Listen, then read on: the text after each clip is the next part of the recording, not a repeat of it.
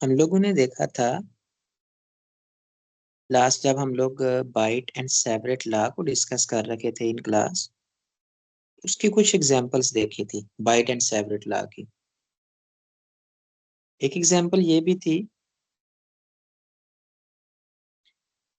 Example 30.1, magnetic field due to a thin straight current carrying conductor.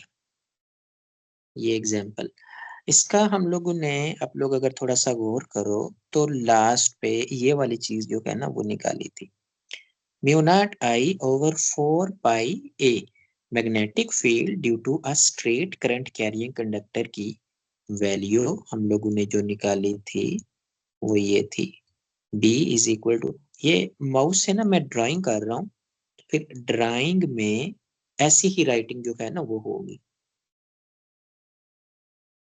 B is equal to mu naught I over 4 pi A into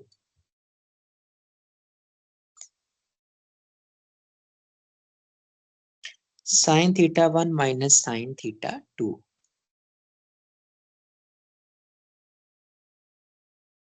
ज्यादा ही कुछ मसला हो गया mic mouse के साथ। Sign theta 1 minus sine theta 2, ये value हमने निकाली थी और ये है जनरल फार्मूला। एग्जाम्पल नंबर 30.1 की बात हो रही है। फिर ना इसकी जो है ना वो कह ले कि किसी स्पेशल कंडीशन के तहत जो है ना हम लोग स्पेशल केस करने लगे हैं। तो ये जो sign theta 1 minus sine theta 2 है ना, इसकी एवरेज वैल्यू 2 होती है। द एवरेज वैल्यू ऑफ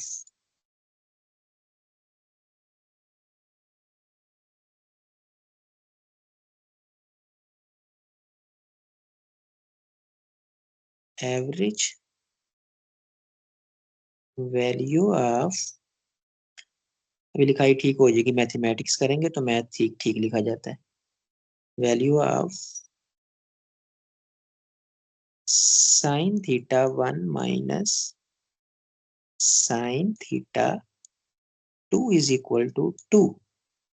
इस फैक्टर की एवरेज वैल्यू जो है वो 2 होती है। अगर इसकी जगह पे 2 लगाएं तो फिर मैग्नेटिक फील्ड की वैल्यू क्या बन जाती है, स्ट्रेट वायर की वजह से मैग्नेटिक फील्ड बन जाएगा mu naught I over 4 pi ए और साथ sign theta 1 minus sine theta 2 की जगह पे आ गया 2। अब 2 जो है वो नीचे 4 के साथ जब नॉर्मलाइज होगा तो फिर कट करेगा तो मैग्नेटिक फील्ड की का फाइनल एक्सप्रेशन बन जाएगा B is equal to mu naught I, 2 4 के साथ कट गया ना तो बन गया 2 पाई ए। अगर तो रेडियस ए से हमने डिनोट किया हुआ है तो ये बन जाएगा mu naught I over 2 pi ए। लेकिन जनरली रेडियस को क्योंकि आर से डिनोट करते हैं ना, तो इसलिए फिर ये वाला जो एक्सप्रेशन है वो लिखा जाएगा B is equal to mu naught I over 2 pi R. हमने ए को रिप्लेस कर दिया आर से, क्योंकि रेडियस को ज्यादातर ए से आर से लिखते हैं ना, ये बन गया। जहां कहीं पे भी हम लोगों को स्ट्रेट वायर की वजह से स्ट्रेट वायर में से मैग्नेटिक फील्ड कैलकुलेट करना होगा तो हम लोग ये वाला एक्सप्रेशन जो है वो यूज करेंगे।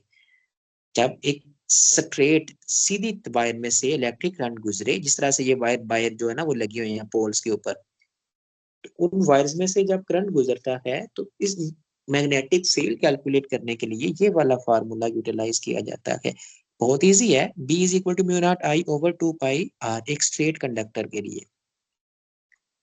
देन इस रिजल्ट को यूज करके एक और हम लोग देखने लगे हैं case, magnetic force between two parallel conductors.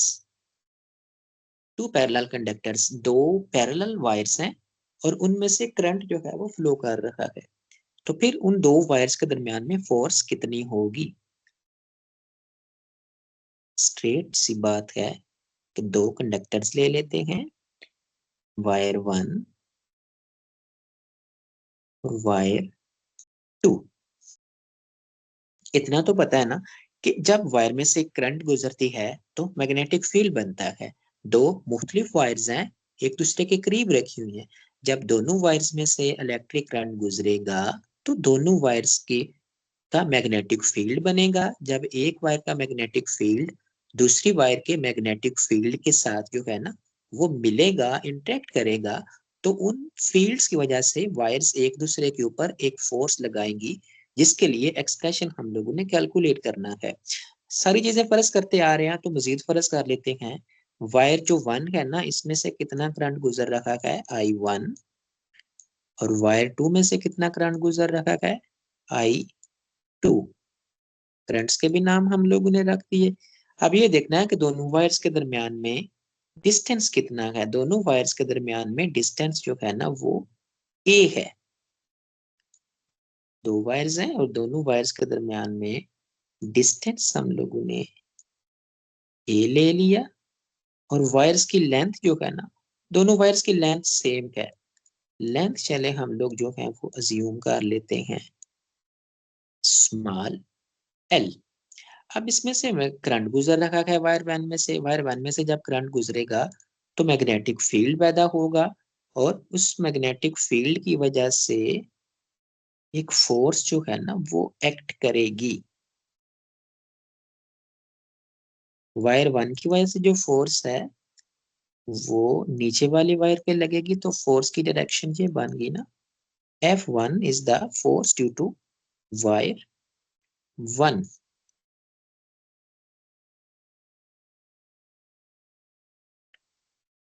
एक वायर के ऊपर, अच्छा ये था सेटअप। अब कैलकुलेशन करते हैं।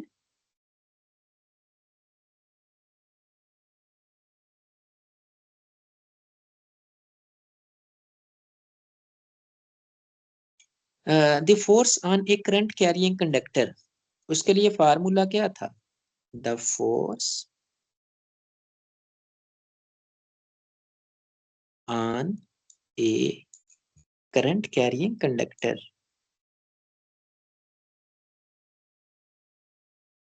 पिछले चैप्टर में ये वाली चीज ना हमने निकाला था एक्सप्रेशन। करंट कैरिंग कंडक्टर, वो कितनी फोर्स थी जी, कंडक्टर के लिए फोर्स थी F is equal to I L cross B। Small l लिख ले या कैपिटल L लिख ले, that is up to you.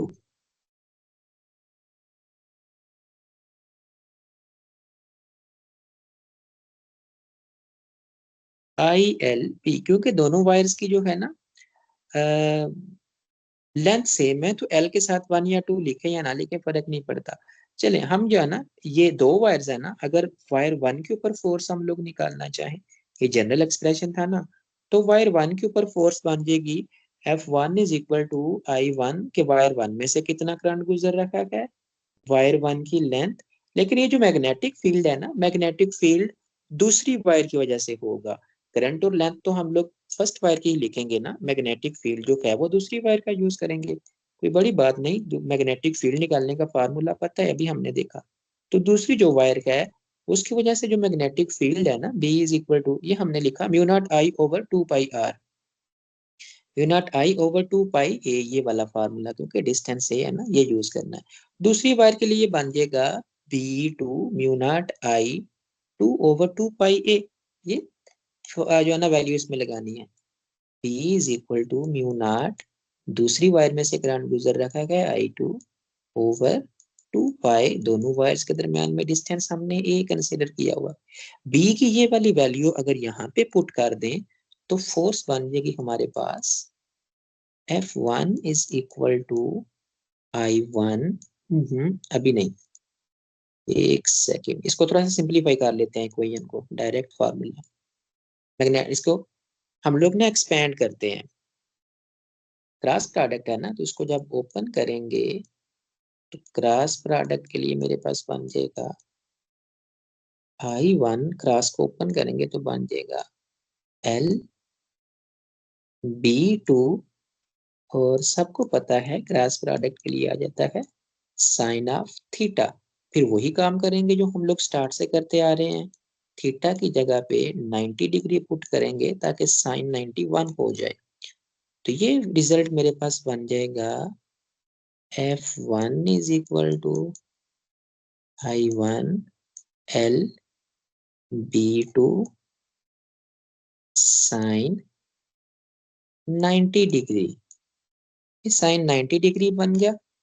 इसके ना आप लोग स्क्रीनशॉट ले सकते हो, साथ साथ नोट कर लो तो भी ठीक है, नहीं तो स्क्रीनशॉट जो है ना वो लिए जा सकते हैं। और इस काम में तो आप लोग माहिर होंगे, जो बोर्ड की पिक्चर्स बनाते रहते हैं वो स्क्रीनशॉट्स भी ले रहे होंगे, रिकॉर्ड कर रहे होंगे साथ साथ। यहाँ से साइन 91 है ना, तो साइन 90 खत्म हो गया, हमारे पास फोर्स के लिए एक्सप्रेशन बन जाएगा F1 is equal to I1 LB2। Questions को नाम तो हम लोग दे ही नहीं रखे, किसी क्वेश्चन को 1 का नाम दे लें। ये मैग्नेटिक फील्ड 2 है। अगर मैग्नेटिक फील्ड की वैल्यू इक्वेशन 3 में पुट करें तो क्या होगा, इक्वेशन 3 के बाद लिखें put the value of B2, put the value of B2।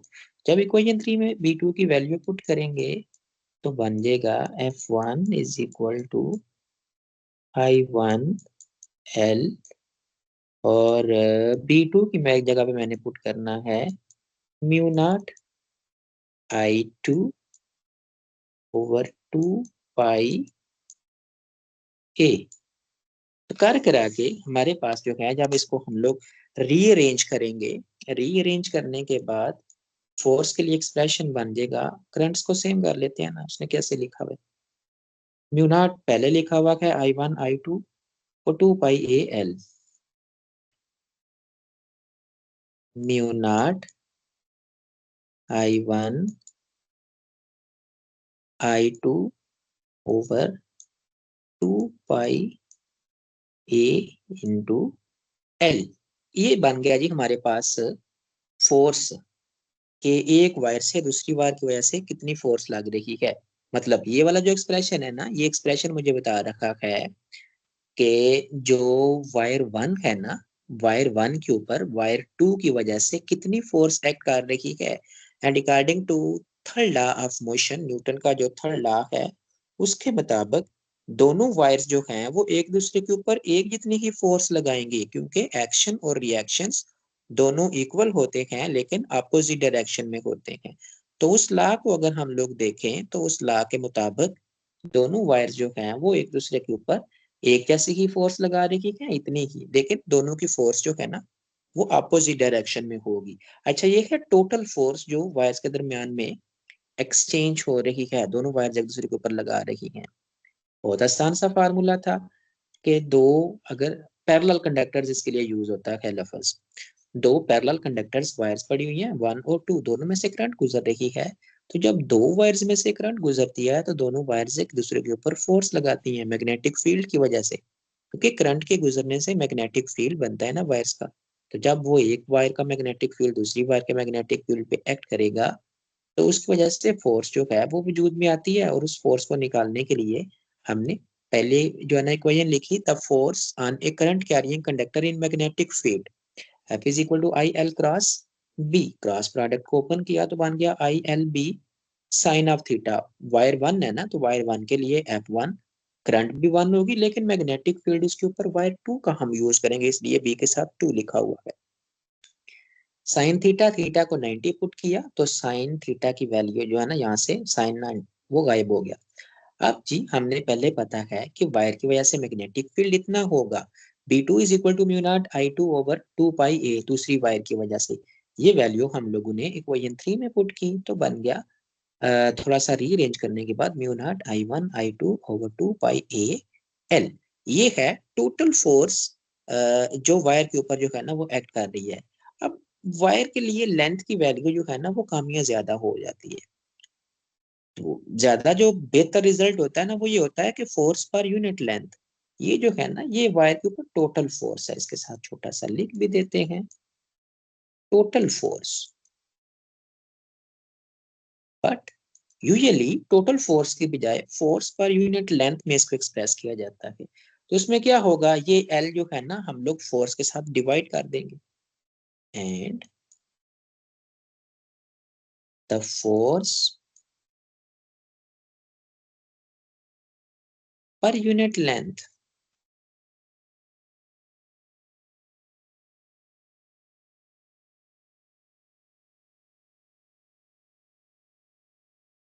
Force per unit length में एल को F1 से डिवाइड करेंगे, वो बन जाएगा F1 divided by L is equal to, अब इस तरफ से एल ही दूसरी तरफ आया, बाकी सारी चीजें इधर लिखी जाएंगी। That is mu naught I1 I2 over 2 pi A, the force between two parallel current carrying conductor. ये वाला एक्सप्रेशन जो है ना वो हम लोगों ने अभी कैलकुलेट किया है। रीडिंग अगर करना चाहो तो आप लोग खुद से बुक से कर सकते हो।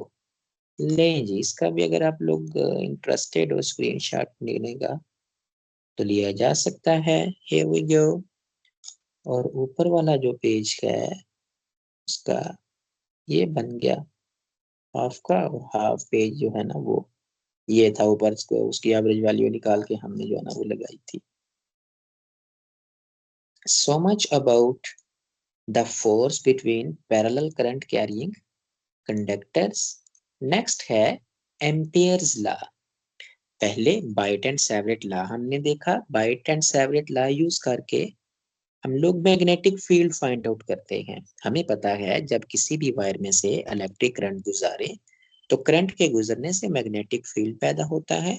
वो मैग्नेटिक फील्ड फाइंड आउट करने के लिए बाइट एंड सेवरेट लॉ यूज किया। 3-4 डिफरेंट केसेस देखे थे। एम्पेयर्स लॉ भी वही काम करेगा। एम्पेयर्स लॉ भी इस्तेमाल करके हम लोग मैग्नेटिक फील्ड की फाइंड आउट करते हैं। जब किसी वायर में से इलेक्ट्रिक करंट गुजारे तो जो मैग्नेटिक फील्ड बनता है ना उसको कैलकुलेट करने का एक और तरीका भी है, एम्पेयर्स लॉ। और एम्पेयर्स लॉ जो है ये यूजुअली आपको लगेगा, मेरे ख्याल में आसान लगेगा, जो हमने पहले बाइट एंड सेवरेट लॉ यूज किया है ना उसकी बजाय एम्पेयर्स लॉ जो है ये आपको आसान लगेगा। चलो देखते हैं एम्पेयर्स लॉ है क्या। मैथमेटिकल फॉर्म ही निकालेंगे, पहले मैथमेटिकल फार्मूला लिखेंगे और फिर उसके कुछ एग्जांपल्स देखेंगे। उसके कुछ जो है ना वो यूजेस जिस तरह से पहले करते आ रहे हैं। एक फार्मूला बना लेते हैं और फिर फार्मूला बनाने के बाद हम लोग उस फार्मूला को यूज करते हैं।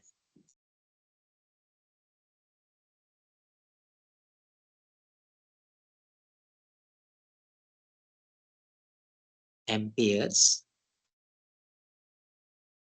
लॉ। लेट के हमारे पास एक स्ट्रेट वायर है।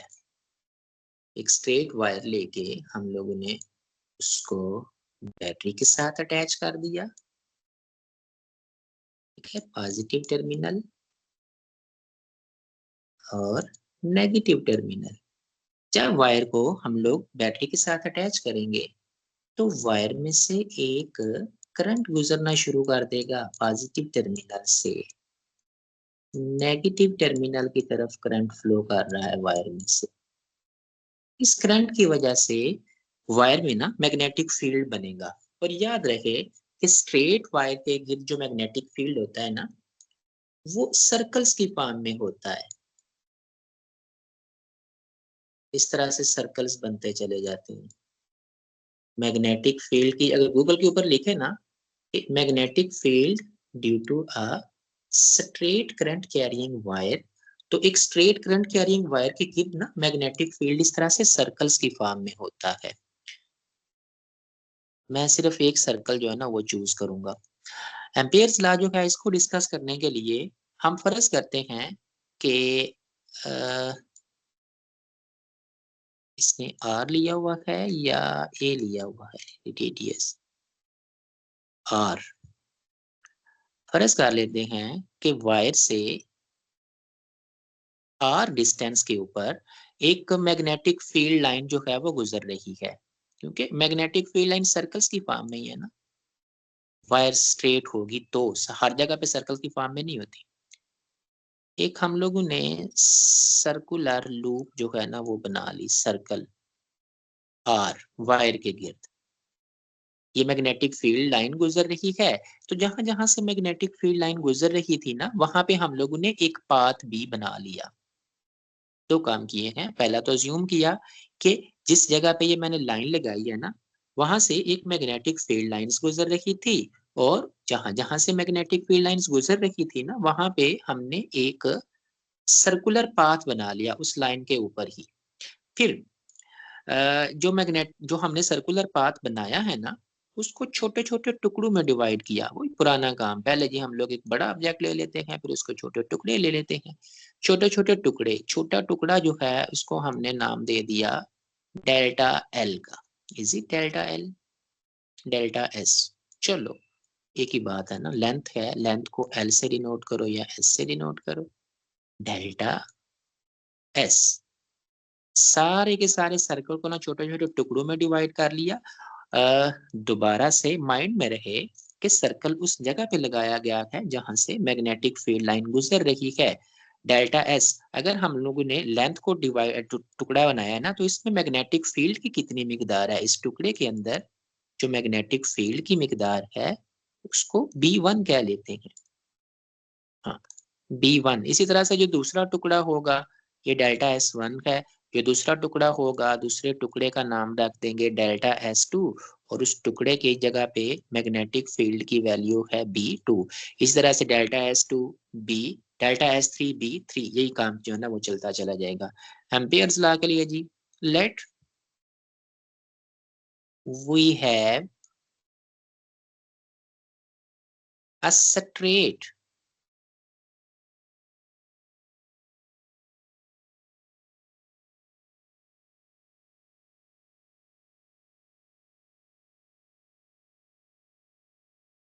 a straight current carrying wire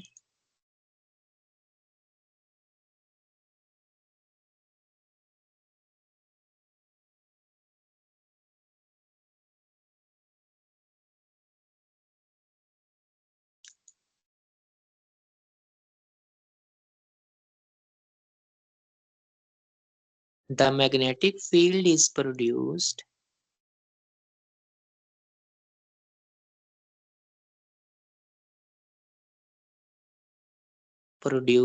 due to current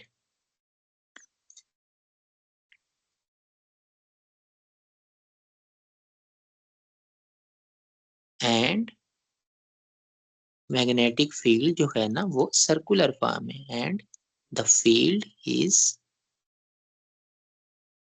in the form of circles.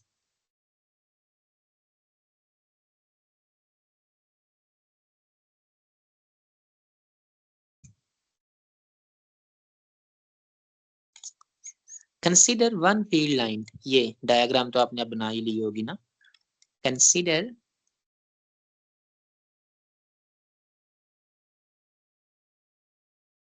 One field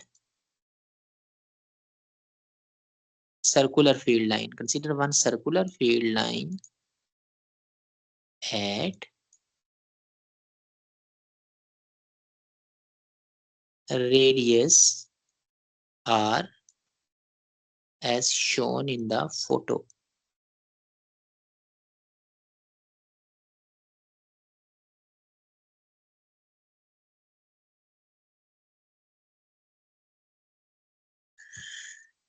एक हम लोगों ने सर्कुलर जो है ना वो फील्ड लाइन पहले जो है ना एज्यूम की थी, और फिर उस फील्ड लाइन के ऊपर एक सर्कल ड्रॉ किया था। ड्रॉ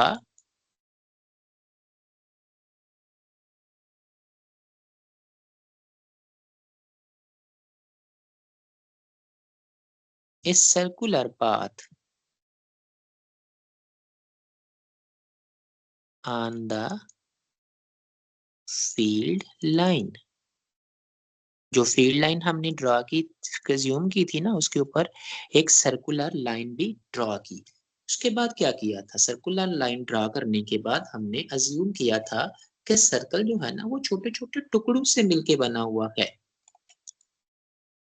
नेक्स्ट स्टेप में डिवाइड करेंगे,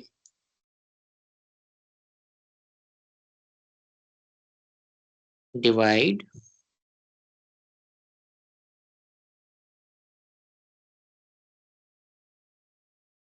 the circle into small length elements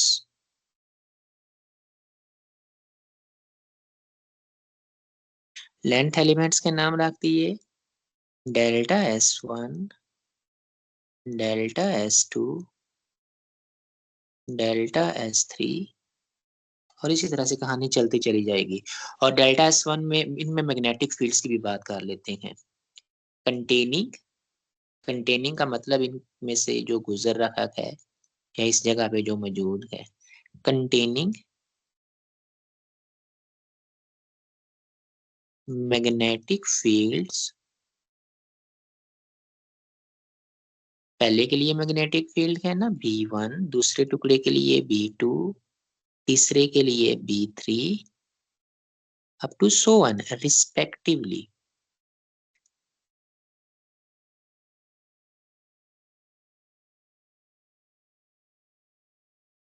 तो एम्पियर लॉ हमें क्या बताता है, एम्पियर लॉ हमें बताता है कि इनकी प्रोडक्ट जो है वो किसके इक्वल होगी।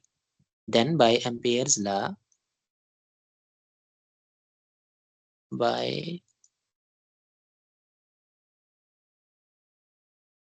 एम्पियर्स लॉ, एम्पियर्स लॉ हमें क्या बताता है, एम्पियर्स लॉ बताता है पहले टुकड़े के लिए डॉट प्रोडक्ट, पहले टुकड़े के लिए बन जाएगा ना B1 dot delta S1 plus दूसरे टुकड़े के लिए डॉट प्रोडक्ट, सब टुकड़ों के लिए डॉट प्रोडक्ट लेके ना उनको जमा करना है, डॉट डेल्टा S2 प्लस तीसरे टुकड़े के लिए डॉट प्रोडक्ट क्या बनेगी B3 dot delta S3 up to so on.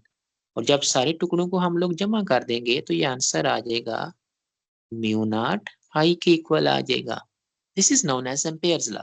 कि पहले हम लोगों ने एक जो है ना वो वायर कंसीडर की, वायर में से करंट गुजर रहा है और जो मैग्नेटिक फील्ड लाइंस बनेगी वो सर्कल की फॉर्म में बनेगी।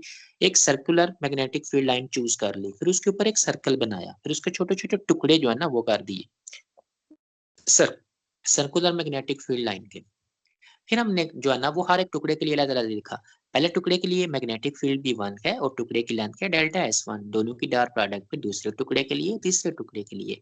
अगर सब टुकड़ों के लिए मैग्नेटिक फील्ड और लेंथ की डॉट प्रोडक्ट लेके जमा करें ना तो वो हमारे पास बन जाता है म्यू नॉट आई के इक्वल। तो ये हम लोगों ने लिख लिया, आई क्या है, आई करंट जो है ना वो हमारे पास आ गई है। एक जैसी चीजें ऐड हो रही है ना तो आप लोग तो माहिर हैं, अगर एक जैसी चीजें ऐड हो रही हूँ तो हम लोग समेशन फॉर्म में लिख लेते हैं। R can be written as in summation form। summation लगा लेते हैं, summation bi dot delta si is equal to mu naught I. और आई की वैल्यू जो है वो शुरू हो रही है 1 से लेके n तक। This is Ampere's law. इसको हम लोग ना ये तो बच्चों वाला जो है ना वो क्या लेंगे, हो गया ना फॉर्म। हम लोग तो डेल्टा के बजाय डी नहीं लिखते, ये डायग्राम थी, थ्योरी की वैसे कोई नहीं जरूरत इतनी जो है ना वो रट्टा लगाने की, मुझे फार्मूला ही चाहिए। तो अब लेंथ एलिमेंट जो है वो स्मॉल करते हैं, डेल्टा को डी में और इसको समेशन को इंटीग्रेशन में चेंज करना है ना। तो उसके लिए एक लाइन लिखते होते हैं हम लोग, in the limit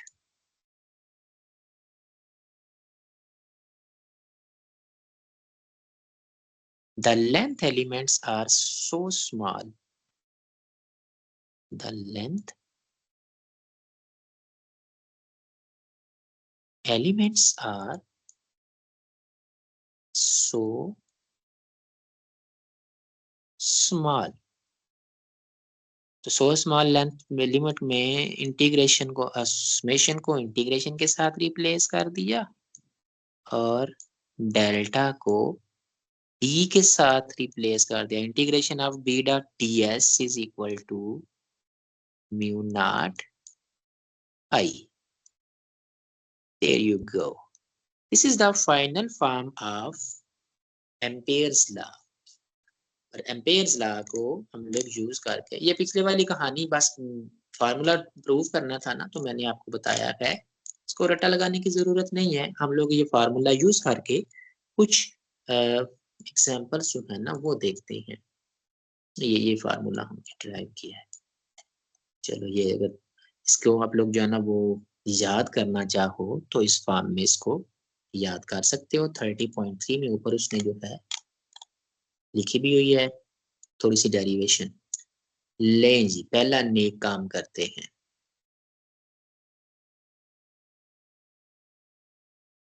magnetic field due to a current carrying wire.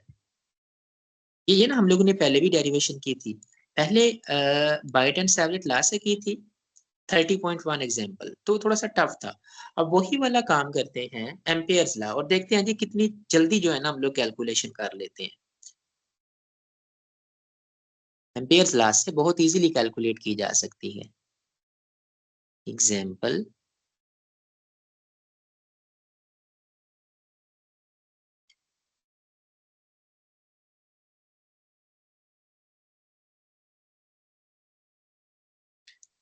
30.5. Is it so? Magnetic field due to a current carrying wire.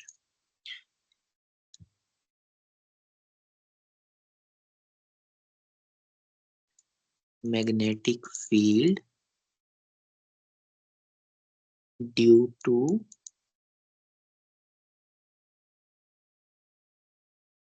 a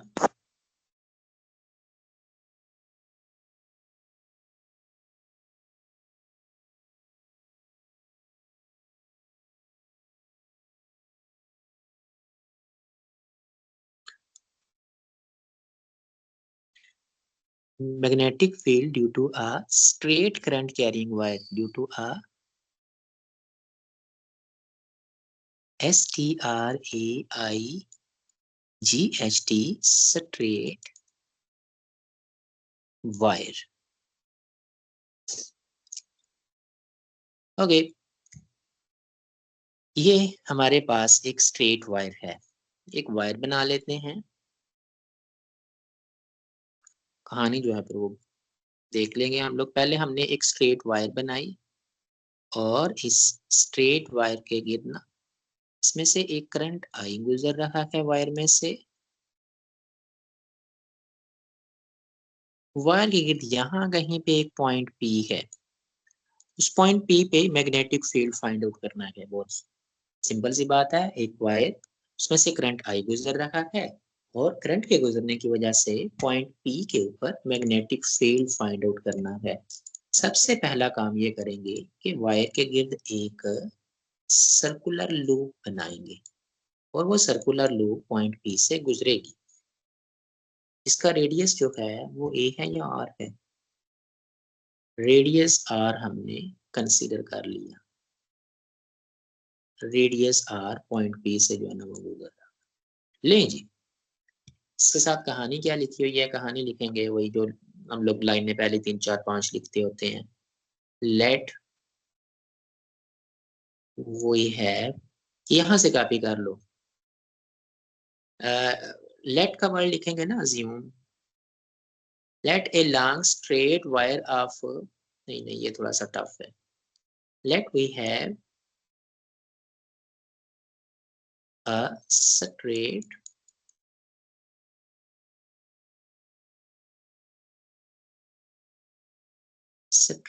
current carrying wire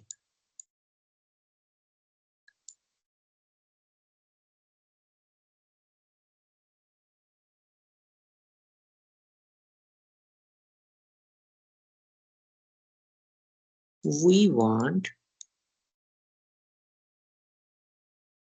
to calculate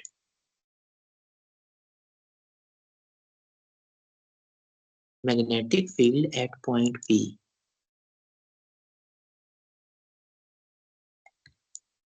magnetic field at point P।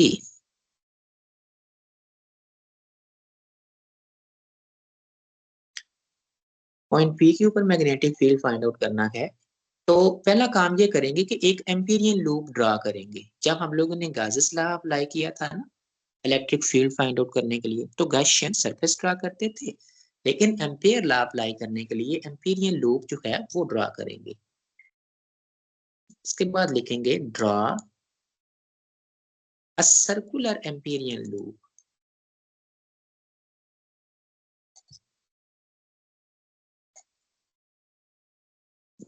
Amperian loop के लिए capital A लिख लूंगा मैं। Draw is circular empyrean loop which passes through point P, which passes through point P। Circular loop है ना वो point P से गुजरेगी। इतना लिखने के बाद एम्पियर्स लॉ अप्लाई कर देते हैं। एम्पियर लॉ लगाने के लिए पहले एम्पिरियन लूप तो ड्रा करनी थी ना। नाउ बाय एम्पियर्स लॉ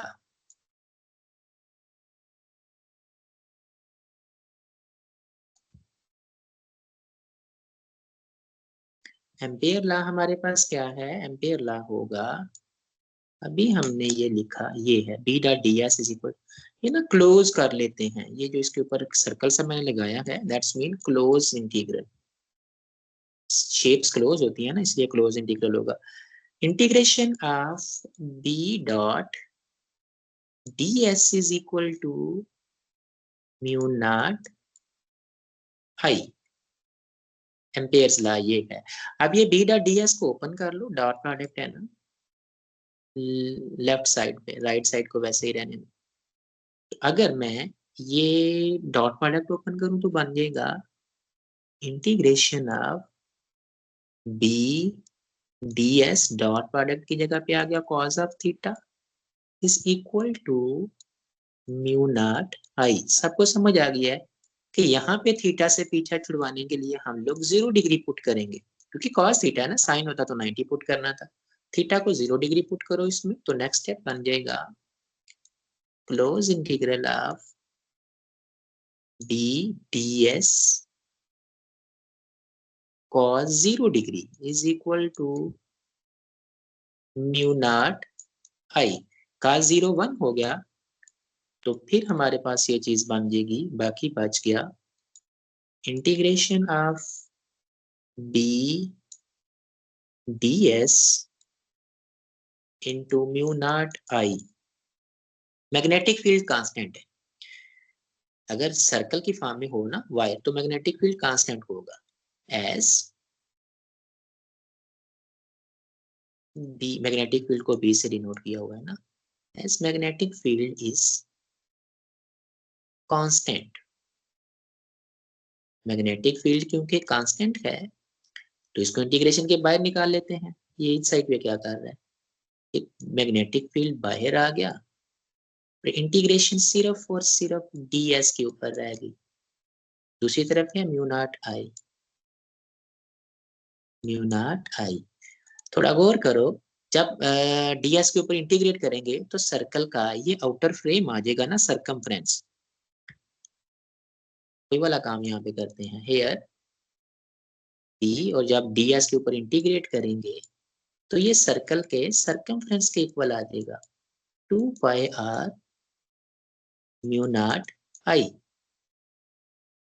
वो पहले भी हम लोगों ने कई मरतबा जो है ना वो इंटीग्रेशन ऑफ डीएस करके देखा ना क्लोज सर्कल के लिए, तो 2 पाई आर सर्कमफ्रेंस ही आ जाता है। इसके ऊपर लिख लो सर्कमफ्रेंस।